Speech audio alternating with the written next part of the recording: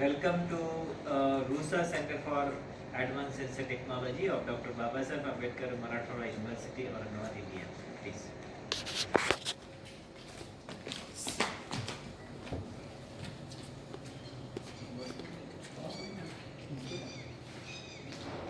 This is our vision and mission of the center. And as far as the theme sectors are concerned, we are focusing on sensor for gaseous analytes, sensor for analytes in liquid phase, sensor for biological analytes, and most importantly, it's not only laboratory research. We are making efforts, very positive efforts, to convert our laboratory research into the handheld sensing gadgets, electronic gadgets, and therefore the equipment for sensor interface is also going to be one of the very important theme sector of this center. And moreover, there is one particular group from Department of Computer Science. They are working on remote sensing application. These are our strategic objective. And as far as creation is concerned, awareness creation is concerned, we are organizing various awareness program and hands-on training program, so that all like undergraduate students, postgraduate students, research scholars, and faculty members can visit our laboratory, and then we are creating kind of awareness so that they can make use of the facilities for their R&D work.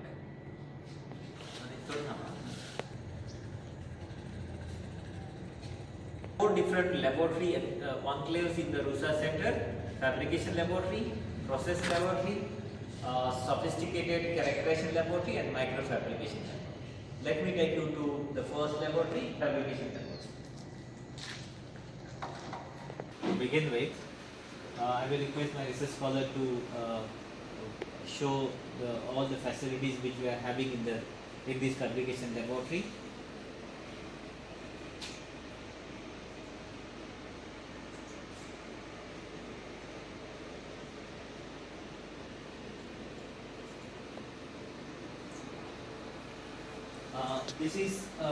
This is chemical vapor deposition system. In fact, this is the machine which we are using for synthesis of carbon nanotube. This has been completely indigenously developed by our research scholar.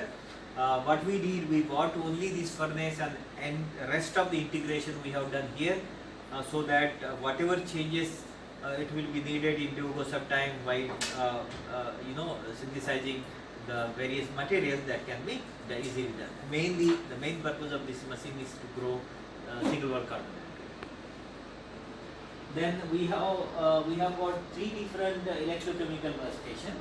Basically, these three electrochemical workstations we are using for synthesis of the three-dimensional organic conducting polymers. This is one of the applications, and you can see this one of the experiments which is going on. We are synthesizing organic conducting polymer on the planar substrate. Now, apart from the thin film synthesis, we can use this electrochemical workstation for growth of nanowires. And as far as our research R&D is concerned, we are growing nanowires by using template and without template as well. As far as the template growth of nanowire is concerned, we are using Albunar template of desired pore size, and one side of this pore, Albunar template, we are depositing one conducting material, and depending on the width of the pores and depth of the pores, and the dimension, we can end up with the nanowires of desired dimension. And another method which we are using for growth of nanowire is going to be network nanowire by using one step, two step, and three step ganostatic method. We can grow a network of nanowires, and that also we have developed many devices by using template based nanowires as well as the network of nanowires, and we are using this for various gas sensing applications. Moreover, these CNTs, CH electrochemical workstation, can also be used for surface modification of carbon nanotube. I am going to show you what kind of sensors we are developing in the sector. Basically, this is I would like to show you this particular structure. If you look at this is the chip which we are using for development of our sensor matrix. You can see this is 1 centimeter square chip, and on this 1 centimeter square chip we are having 16 electrode sensing devices. Let me show you the broader view of the chip. you can see this is our 16 sensor chip, and on which we are having 16 devices. You can see 1 2 3 4 5 6, like this we are having 16 devices, and at the tip of each the pair of electrode we are having 3 micron gap. And what essentially we are doing, we are bridging this 3 micron gap by using a single wall carbon nanotube. Now what happens, like whenever we are bridging this gap by CNT, we will be having CNT as a backbone for all 16 devices. As far as the sensor matrix is concerned, we need to have the selectivity, because if you are having only single material bridging the gap, then there won't be any selectivity. Now in order to inculcate selectivity, what essentially we are doing, we are modifying surface of CNTs by various materials like organic conducting polymers, various organic conducting polymers, by changing dopant. Also we observed that by changing dopant we can tune the selectivity of gas sensor. At the same time, we are using various porphyrin, free base and metal substitute porphyrin as well, so that the selectivity can be enhanced. And as far as alignment is concerned, we need a very sophisticated setup for alignment, because we are having CNT suspension, and if you really want CNTs to be aligned, you can see this is the probe station which we are using. You can see the chip on which, like whatever the gap we are having, we are probing those two pads on the side, and we are putting 5 microliter of the CNT suspension on there. And then in order to align CNTs, we are using the frequency meter, so that frequency generator rather, not meter, so that and as far as the frequency generator is concerned, its peak to peak amplitude, the frequency and time for which we are applying voltage, that is going to play a very important role. And since we are using micron level devices, we need this probe station. Moreover, for surface modification, so same probe station is being used for surface modification, because this is already interfaced to the CH electrochemical workstation. And this is semiconductor parameter analyzer. We are having, this is K34200 system, on which the 16 different, all the devices which I have shown you, all those 16 devices can be monitored simultaneously. We have developed, indigenously developed this dynamic gas sensing setup. You can have a look of this. As far as this setup is concerned, this is, you can see here, I showed you the chip.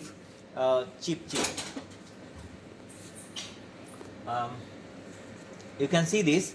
Whenever we are having, whenever we are aligning CNTs on all 16 sensor devices and modifying it with desired material, then we have got a westbound wire bonder machine, which is which we have kept it in the clean room, that we are going to show you that. And once it is wire bonded, then we are placing this in the chamber. You can see very small 8 cubic centimeter small chamber we have developed.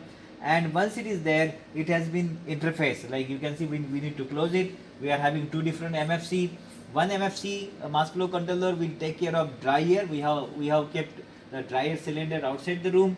And as far as the hazardous gases is concerned, we are using this kind of tether bag, because what we are having those hazardous gas, we kept it in the fume hood at another process laboratory. We have to dilute that, and we are mixing it with the dry air, and we are using this tether bag to ensure the different concentration of the gas underlying. And once it is, this is the computer system which is interfaced to the semiconductor parameter analyzer, and all these 16 sensors can be simultaneously monitored.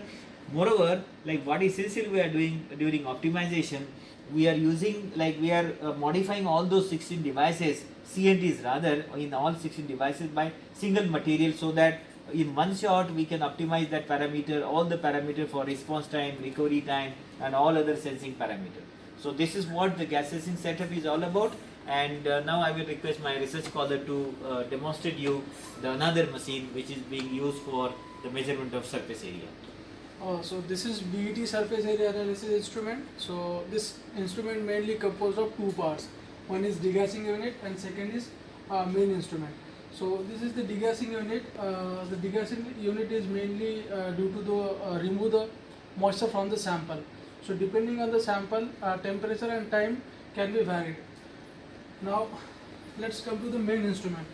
So to run the main instrument, we need three prerequisites. One is liquid nitrogen, second is nitrogen, and third one is helium gases.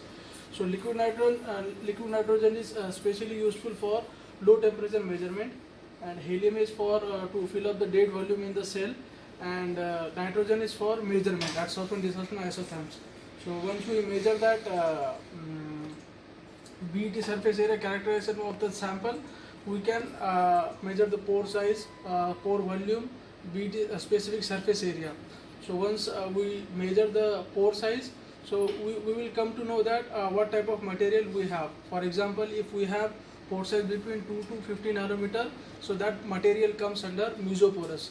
If the material pore size is greater than 50 nanometer, that is macroporous, and if the pore size of the sample is less than 2 nanometer, then that material comes under microporous material. So this is all about the BET surface area analyzer. Now we have also we also have a constant temperature bath. This is the constant temperature bath which goes from like minus 50 degrees Celsius to the ambient temperature, in which we are growing different organic conducting polymer even at low temperature as well. We are also working on nanomaterial crystal. We have grown many non-linear optical material crystal by using solution growth method, low temperature solution growth method, and this is the constant temperature bath which we are using for growth of those nanomaterial crystals. And this is another very sophisticated equipment we have, the hyperspectral imaging spectrophotometer. I will request my research scholar to explain this, demonstrate this machine. This instrument mainly consists of the mounting tower. This is the hyperspectral imaging camera, lighting assembly, and the linear translation stage which is connected with its software. This is used for the measurement of the incident light intensity versus the wavelength spectra. You can see if we put the sample, we have to put the sample on the stage, and if we record the spectra, it records the spectra for the wavelength versus the incident light intensity.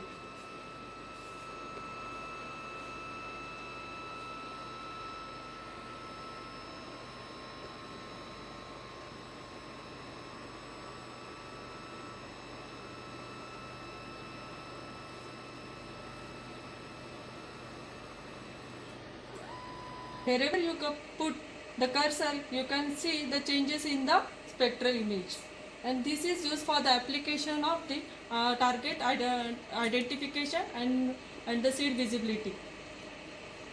Hi guys, we are at Rosa Center for Advanced Sensor Technology at Dr. Baba Sahib Ambedkar Marathwada University. Here we are working in chemical sensor, either heavy metallic ion sensor or gas sensor, two modality.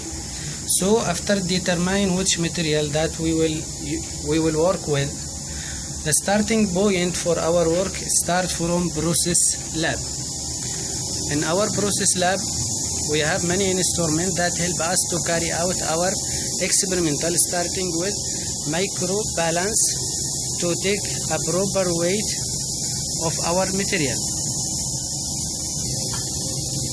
After taking the proper weight, we have to use ultrasonication. As you see now, by the helping of ultrasonication, to get proper dispersion and expansion for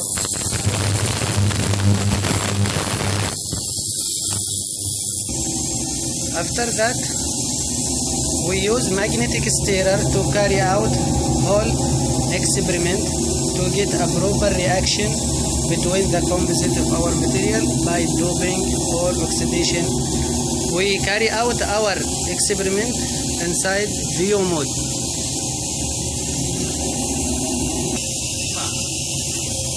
After completion our reaction, we have to purify our material either by using vacuum filtration, as my colleague doing now,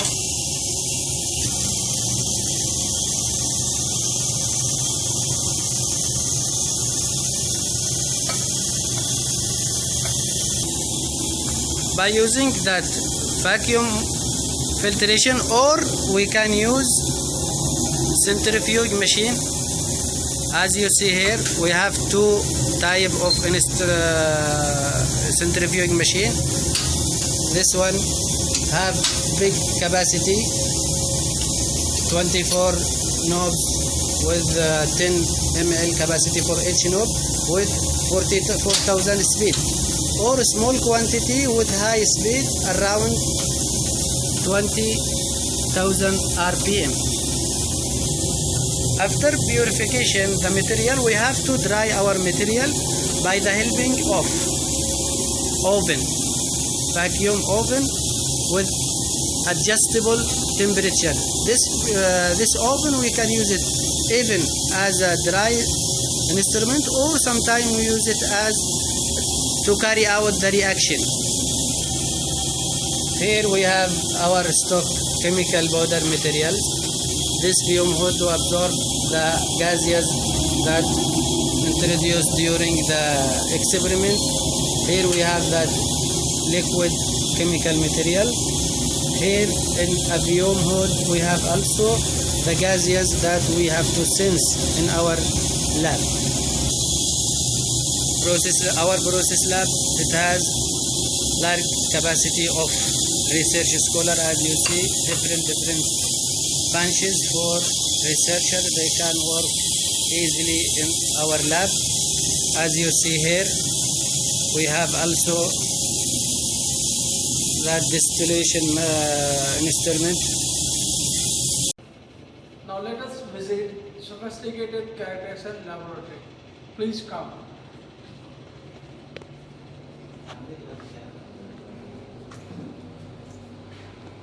X-ray diffraction machine, Bruker gate advanced model. So the aim of the powder X-ray diffraction machine is to characterize the material. So mainly structural analysis and phase identification. So you can see here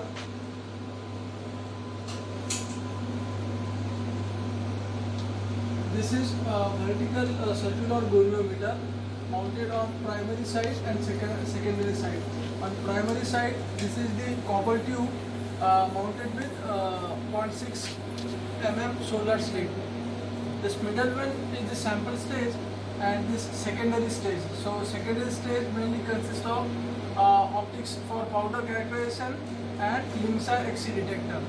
So this is the sample holder to load the sample. Once we prepare the sample, we can load here, and whatever the parameters required for the characterization, we can use this software for measurement.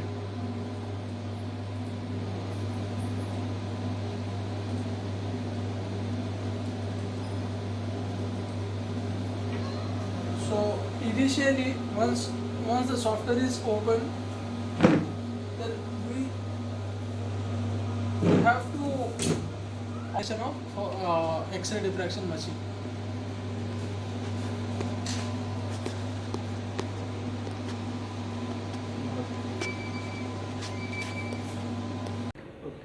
Let's visit now sophisticated characterization laboratory, second part of the laboratory.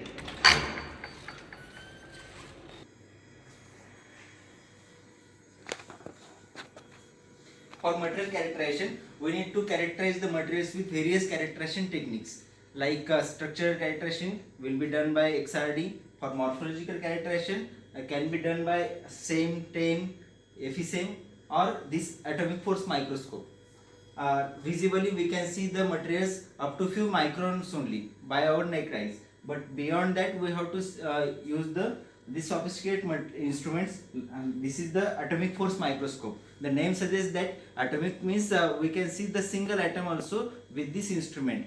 This instrument is from Park Systems, Korea, Park XC7 model, and this system consists of STM means scanning tunneling microscope, and few attachments of AFM like electrochemical cell, then enhanced AFM, which consists of we can do scanning Kelvin probe force microscopy, piezoelectric force microscopy, electrostatic force microscopy, and for normal AFM which gives the images in the form of only morphology.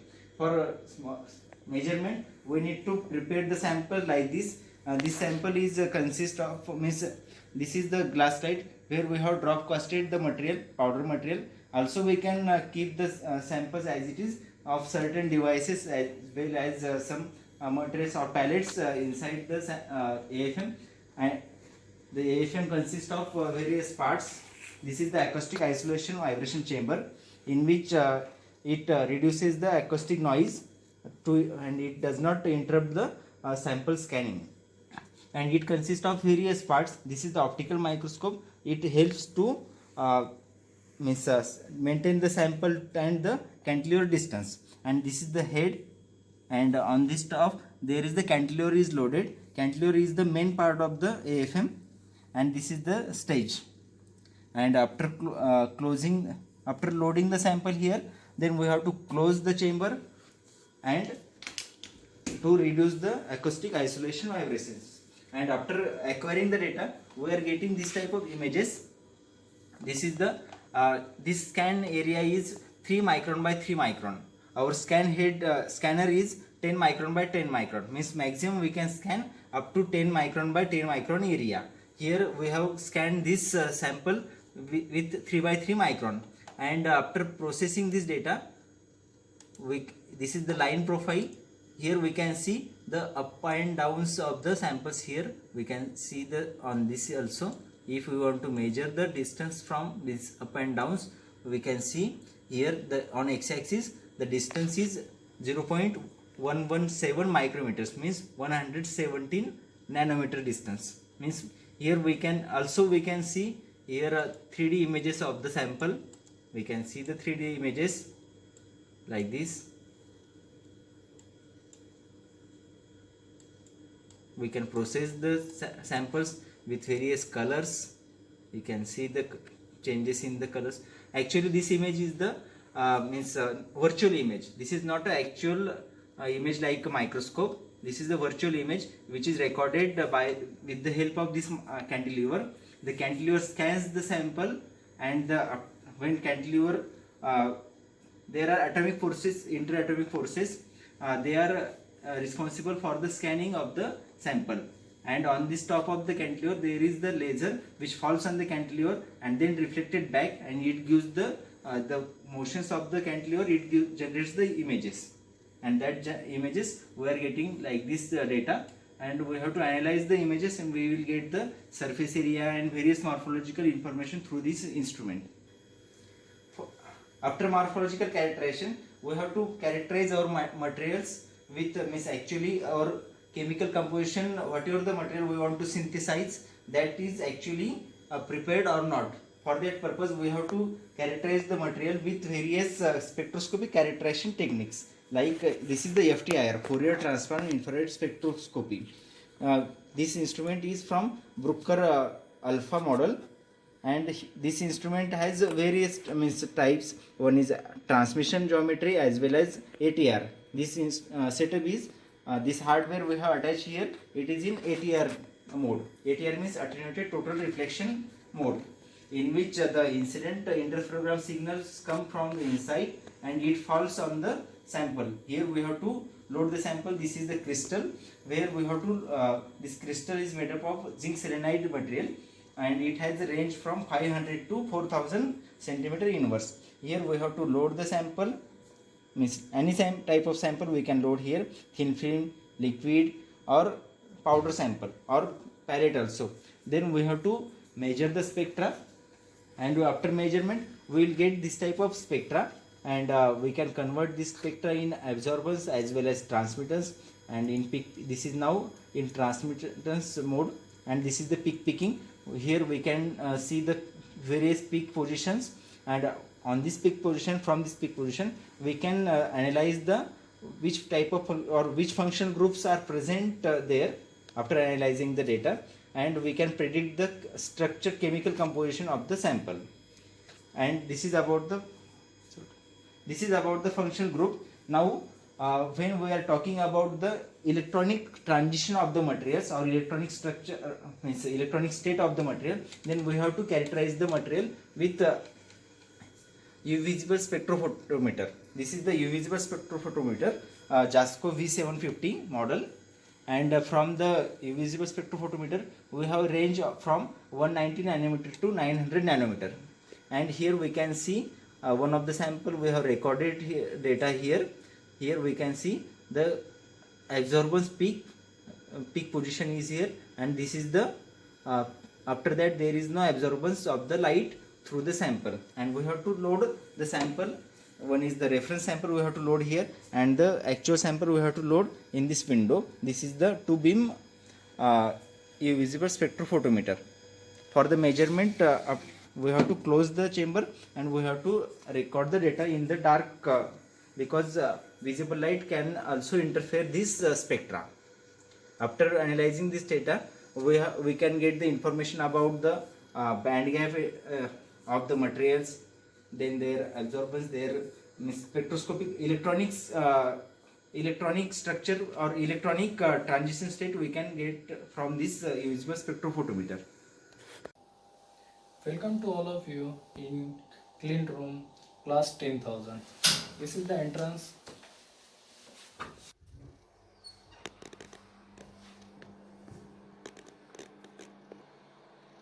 This class 10,000 clean room is used for fabrication of micro patterns. For developing a micro patterns, we use a standard procedure. This is the photolithography procedure we follow here. For photolithography procedure, we use silicon wafers. Here we can see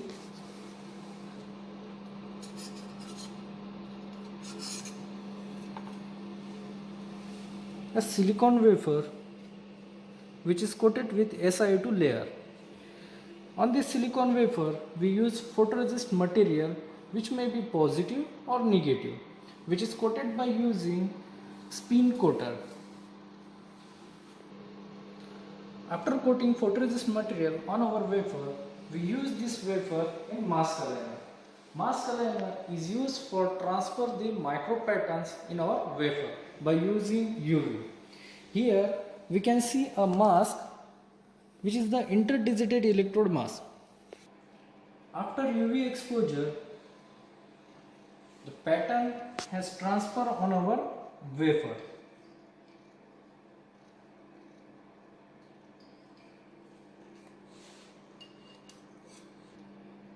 This wafer is used for next procedure, that is the development procedure. After development procedure, we can see pattern has transferred on our wafer. This is the interdigitate electrode pattern which we have transferred. After development of our interdigitate electrode on our wafer, this is coated with only photoresist material. We need to coat metals like chrome and gold. For that we use a box coater. Here simultaneously we can coat chromium and gold by using box coater. After completion of your photolithography process, you have developed now your pattern on your wafer. But this wafer you cannot use directly. For that you use electrical connection. For that you use a wire bonder. Here you can see the 16 electrode microchip is mounted on one mounter.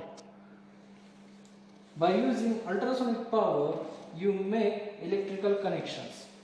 For that you use gold or silver wire. This is all about the facilities available in RUSA Center for Advanced Sensor Technology, Dr. Babasaheb Ambedkar Marathwada University, Aurangabad, Maharashtra, India.